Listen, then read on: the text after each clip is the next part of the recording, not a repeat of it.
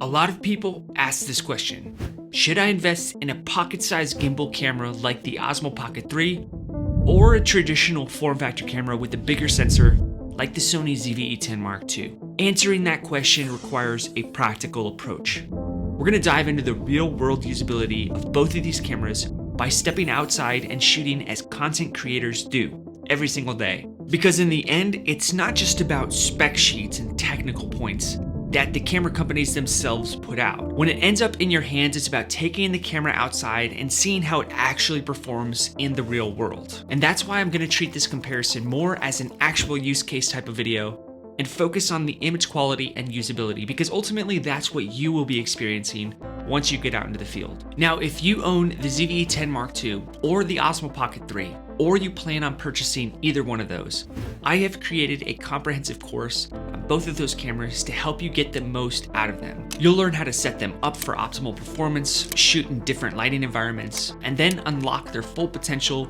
with practical hands-on lessons. That way you not only learn, but also comprehend the information. You'll find a link to both courses in the description below. For now, let's dive into my own personal experience with both of these cameras and explore which one might be the ideal fit for your specific needs. Can you tell which of these shots were taken with the Osmo Pocket 3 and which ones were taken with the ZV-E10 Mark II? And while you try to figure it out, I'll outline the topics we'll be discussing today. We are going to be on a live music set, indoors, filming skin tones with an uncontrolled lighting situation. And then we're gonna head out and shoot in a low light situation to see where both cameras' images start to fall apart. Then the next day, we will look at their log profiles. I'll be shooting with S-Log3 with the ZV-E10 Mark II and D-Log-M with the Osmo Pocket 3. Then we're gonna look at their standard color profiles side by side, straight out of camera with no profiles attached. Then we'll compare the mechanical stabilization out of the Osmo Pocket 3 to the electronic stabilization in the ZV-E10 Mark II. Then we're gonna do a comparison shot of their dynamic range in an outdoor environment to see how those shadows and highlights blend together. We're also going to shoot in 1080-120 for our slow motion shots. We'll use them as an A cam, B cam setup as if these were the only two cameras that you owned. We'll do a little bit of vlogging with both and check out their frame along with listening to their native audio. We're going to shoot with both cameras in their vertical formats for anyone who's into video short content. We're going to shoot in program auto exposure along with manual exposure for our more advanced users. I'll talk about the specs, but I'm more interested in how they perform as if you were a content creator who needed a camera that just goes out there, open the box, starts shooting with it, and has a high level image quality. I will talk about the specs, but I'm more interested in how they perform as if you were a content creator who needed a camera to get high level image quality right out of the box, while also being easy to use. I'm also interested in what you consider yourself, a beginner or advanced. Please let me know in the comments. All right, we have a large amount of information that we have to condense into a decent sized YouTube video, and that's what we will be tackling today on the Film Alliance.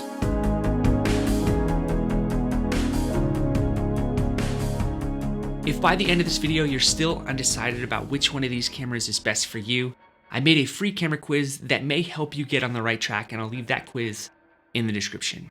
Neither camera company is affiliated with this review, so there's no conflict of interest. Sony did send me the Sony ZV-E10 Mark II for evaluation when it was first released about 2 months ago, but I returned it after testing it, and this video is not being sponsored by anyone. I mostly used the kit lens on the ZV-E10 Mark II to keep this comparison as close to an apples to apples comparison as possible, but I did add a couple of nice lenses on the Mark II in order to see how much better the image quality would be if you had that extra budget to pick up some extra nice lenses. For some of my shots, you'll see that I mounted the ZV-E10 Mark II on a gimbal to ensure smooth footage that would allow you to clearly see the side-by-side differences, and also if you had extra budget to pick up a gimbal for your ZV-E10 Mark II. But I also only shot handheld with both cameras, so you'll be able to see that comparison as well.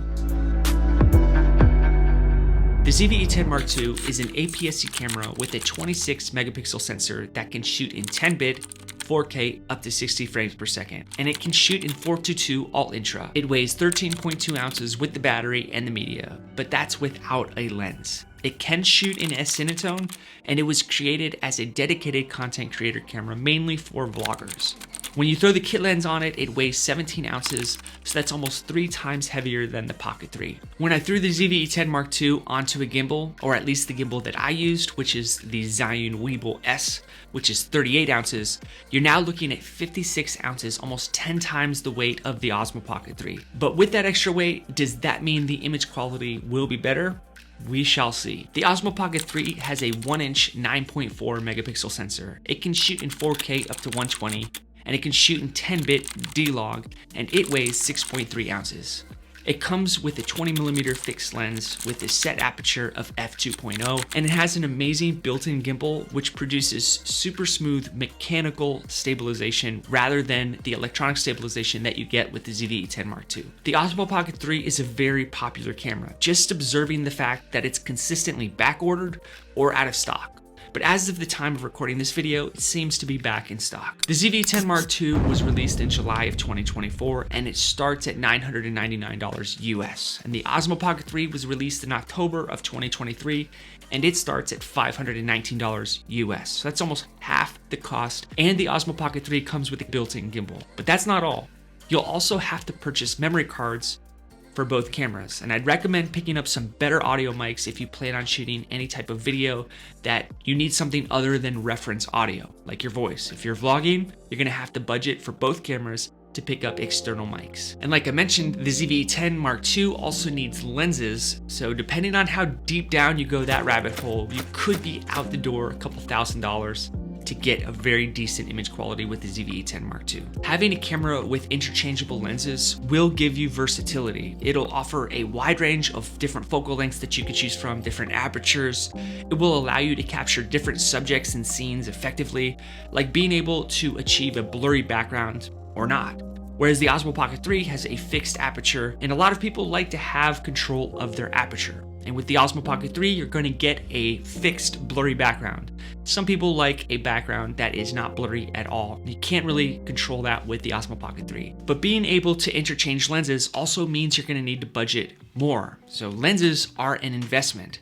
And while the initial cost might be higher on an interchangeable lens camera compared to something like the Osmo Pocket 3, it can serve as a long-term investment because you can upgrade your lenses over time without replacing the entire camera. And if you want to shoot professionally, the ZV-E10 Mark II is ideal because client work requires a high level of control of not only your exposure, but your focus, your focal lengths, and what lenses you're using. So yes, the ZV-E10 Mark II paired with 2 or 3 lenses, maybe 4 times or 5 times the amount of the Osmo Pocket 3, but you'll certainly have more creative control. Both cameras do have removable storage, unlike an iPhone, but like an iPhone, you cannot remove the battery from the Pocket 3, and you can with the ZV-E10 Mark II. While I was creating my course for the Osmo Pocket 3, I found myself pretty much draining the entire battery for every shoot that I went out on, and then when I got back to the hotel room, I had to literally plug it in right when I got into the hotel room so that I could start recharging the battery on the Osmo Pocket 3 before I went back out into the field and started shooting with it again. Whereas with the ZV-E10 Mark II, I was able to buy 3 or 4 or 5 extra batteries, and I could just interchange those batteries as I was out in the field. And then when I got back to my hotel room, I could just plug all of those batteries into an external charger, wake up the next day, and have a full day of shooting again. The ZV-E10 Mark II having interchangeable batteries will not only extend my shooting time without interruption, but it also is nice for those longer events or shoots where you're not constantly looking at the battery. How much longer do I have? Is this thing gonna run out of power before I'm done with my shoot? That's kind of a frustrating and scary predicament at the same time. You wanna be in that creative mindset when you're out filming. You don't wanna be depending on how much power you have left or how much media storage you have left, constantly looking, am I almost out? Am I almost out? The ZV-E10 Mark II, you can just put that fear aside and interchange your batteries. Also, we talked about investment a little bit. Interchangeable battery cameras can be more cost effective in the long run because you can purchase additional batteries, and when batteries go bad, you can just toss them. Whereas with a camera that has a battery already installed in it, once that battery goes bad and dies, you're gonna have to replace the entire camera. So over a long period of time, no one really knows at this point, how long is that Osmo Pocket 3 battery going to last? Could be 2 years, 3 years, 4 years. Once it dies, there's not much else that you can do other than replace the camera. These are the things that I want you to think about when you're searching for your perfect camera. Let's talk about image quality. All right, this is the million-dollar question, and I'll let you observe the shots that I've got, and you can decide whether or not there's a big difference. I can see more dynamic range with the ZV-E10 Mark II, but not by much, especially when I'm outside in the daylight hours.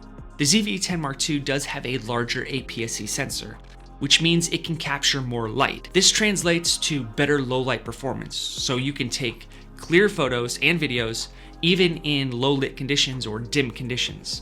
The larger sensor allows for shallower depth of field, making it easier to isolate your subject from the background and create that bokeh effect, like we talked about when we covered the lens options.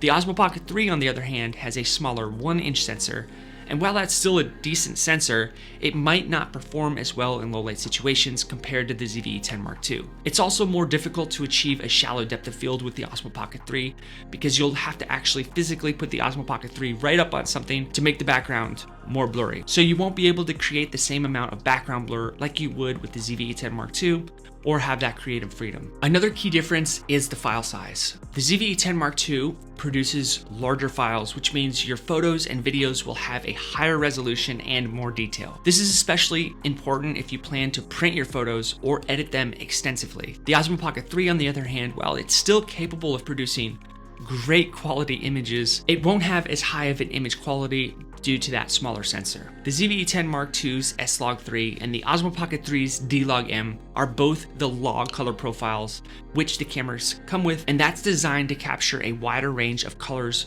for more flexibility in post-production. S-Log3 is specifically tailored for Sony cameras, and it offers a wide dynamic range, better integration, and a higher bit depth. D-Log-M, optimized for DJI cameras, provides a good dynamic range and flexibility, but it will have slightly less control compared to the S-Log3. With that being said, I prefer D-Log-M because there's way less of a learning curve, number one, but two, way less of a workflow when I get to post-production. And the image quality might not be as good as my ZV-E10 Mark II's S-Log3, but it still is a very decent looking log footage, and I can still customize what the image looks like pretty fast in post, and I don't have to spend a long time with S-Log3. And when I say a long time, I could generally spend about 20 to 30 seconds with my S-Log3 footage out of my ZV-E10 Mark II compared to about 5 to 10 seconds with the Osmo Pocket 3. It doesn't seem like a big difference, but in the long run, when you are editing 100 to 200 clips, that makes a big difference. Ultimately, the best choice between these two different log options is for whatever your specific needs are. How much time do you have to edit in post-production? How much quality control do you want over the color and the image? The S-Log3 footage on the ZV-E10 Mark II is going to be a lot bigger than the D-Log-M out of the Osmo Pocket 3. So it all comes down to what you need. Both cameras do have their own advantages depending on your specific needs. For instance, if you're often outside shooting in public, the Osmo Pocket 3 will be your better choice due to its smaller size and being more inconspicuous. In the past 3 months, I have had the worst luck with security guards. It's becoming an epidemic. Security guards are trying to shut us down. You have to watch out for them. But so far, every single time I go out and shoot, whether I'm making a comparison video like this or I'm actually using these cameras in real life situations, no security guard has ever shut me down when I'm holding the Osmo Pocket 3. It's generally when I either have my dedicated camera in my hand or I'm just walking with the tripod. That's when I get shut down. So if you're out shooting in public and you want to try to keep your head down away from the security guards or the rent-a-cops, then get the Osmo Pocket 3. Also, if you primarily shoot horizontally, the Osmo Pocket 3's form factor is more comfortable to hold compared to the ZV-E10 Mark II, where you pretty much have to use 2 hands to hold the ZV-E10 Mark II, and you only need 1 hand with the Osmo Pocket 3. I appreciate the customization and the physical controls offered by the ZV-E10 Mark II compared to the Osmo Pocket 3, but when it comes to handling, I much prefer to have the Osmo Pocket 3 because it's smaller and you could literally fit it in your pocket. But when it comes to anything other than outside, just getting some B-roll, when I need more customization, then I prefer the ZV-E10 Mark II because it has actual buttons on it, it has a better form factor, the dials are better than just having the one button and the joystick on the Osmo Pocket 3, and relying on the touchscreen only with the Osmo Pocket 3 is more difficult than being able to actually have tactile buttons that I can click and dials that I can move on the outside of the ZV-E10 Mark II. Now, with that being said, when I have the Osmo Pocket 3 in my hand, I'm really focused on the story itself or the framing, and I don't have to worry about all these extra buttons. So if I have those extra buttons, I start focusing on the exposure and the focus, and I just get hyper focused on that, and then I forget about the story. So there's just give and take. It's trying to figure out what am I trying to do right now? I'm trying to tell a story, go with the Osmo Pocket 3, put it into program auto, underexpose it by -0.7, and you'll have some great looking shots. If I'm trying to tell a story and maybe I have somebody with me who can maybe focus on the storyline, and then I can focus on the exposure and the focus, then I'm gonna go with the ZV-E10 Mark II. You can manually expose with the Osmo Pocket 3, but you just have to dive into the display to do it. Whereas with the ZV-E10 Mark II, I have everything memorized. I can quickly manually expose without having to dive into the display. Both DJI and Sony have their own standalone apps that work with these cameras. The ZV-E10 Mark II has the Creators app, and the Osmo Pocket 3 has the DJI Mimo app. The Mimo app is way more intuitive than Sony's Creative app, in my opinion. I have to go through about 10 prompts and clicks before my phone finally connects to the ZV-E10 Mark II, whereas once I connect to the Mimo app, the Pocket 3 is pretty much set and the rest is history. Both apps do require you to give up quite a bit of privacy, so I'm not a huge fan of that, but I will use the app if I'm in a pinch. You can expose the cameras with both of the apps. With the Osmo Pocket 3, you can control the gimbal head. You can track with the Osmo Pocket 3. You can update the firmware on both cameras, so there's a lot of benefit to using the apps as well. It's just the fact that you have to give up privacy that is my little bit of a holdup. I purchased the Osmo Pocket 3 Creator Combo Kit, which comes with a little wide angle adapter, and it takes the focal length from about 20mm to about 15mm. And when I use the widest lens that I have for my ZV-E10 Mark II, which is the Viltrox 13mm f1.4, I'm getting the equivalent of about 20mm. So they're about the same when I use that lens, but when I throw that little wide angle lens onto the Osmo Pocket 3, I get an extra width of about 5mm, which is great for vlogging. But with that little wide angle lens that I got with the Osmo Pocket 3, something to keep in mind is anytime you have an attachment like a wide angle lens or an extra accessory that you need to get a wider shot, there's more chance that you will lose that wide angle lens. I have gotten so many comments from you guys saying that you purchased the Creator Combo Kit and within 2 to 3 weeks, that little wide angle lens goes missing. It could be in your camera bag, you could drop it. The magnetic portion of it is not strong enough and it might fall off the Osmo Pocket 3. So you might get the Creator Combo Kit thinking that you're gonna get that wide angle lens, but I would say if you do get that lens, just make sure you have good accountability of where it is so that it's not just floating around your camera bag. So here's my conclusion. I prefer both cameras for different applications. I will literally use the ZV-E10 Mark II as my talking head vlog camera, and then the Osmo Pocket 3 as the B-roll that accompanies that vlog. My Osmo Pocket 3 is like my outdoor everyday camera, and when I'm trying to get some cinematic shots, then I'll pull out the ZV-E10 Mark II and possibly the gimbal to go with it. Testing out the vlog shot now with the ZV-E10 Mark II. I want to see what that compares to the Osmo Pocket 3, not only in the stabilization that it has, but also the audio. And here's the Osmo Pocket 3. I already like the framing better. I can see it right now in the display compared to the kit lens that's on the ZV-E10 Mark II. It's too punched up to my face, so if you're a vlogger, then I would recommend maybe picking up like the Viltrox 13mm f1.4. I think that would suit you a lot better as far as like having the camera at arm's length and filming that. The ZV-E10 Mark II is great for talking head shots like this, indoor studio shots where I'm in a controlled lighting environment, for low light shots, as an overhead camera, for professional client work. And the decision between the ZV-E10 Mark II and the Osmo Pocket 3 ultimately depends on your specific needs and your priorities as a content creator. If you value versatility, creative control, and superior low light performance, then the ZV-E10 Mark II is a solid choice. It's got that interchangeable lens option. It has a larger sensor. You can shoot in S-Log3. You can interchange its batteries. However, you have to keep in mind that it's bulkier and more expensive, especially when you start to invest in additional lenses. If you prioritize portability, ease of use, and excellent image quality in most lighting conditions, then the Osmo Pocket 3 is a compelling option. It's compact in size, its built-in gimbal will give you amazing stabilized footage. It has D-Log-M, which is that log footage color profile. It makes a great choice for anyone who is on the go shooting. While it may have limitations in certain areas like low light performance and a display that you have to dive into in order to get to the manual exposure, it offers a great balance of features and value. It's one of my favorite cameras, and ultimately, the best way to decide to consider your specific needs is to ask yourself, what's your budget and what's your shooting style? Both cameras are capable of producing high quality content, so it's important to weigh the pros and the cons of each to find out which one aligns best with your goals. But remember that the most important thing is to have fun and experiment with whatever camera it is that you own. I'm Joe with the Film Alliance. Thanks for watching my video, and let me know which one you like better, the ZV-E10 Mark II or the Osmo Pocket 3. Take care.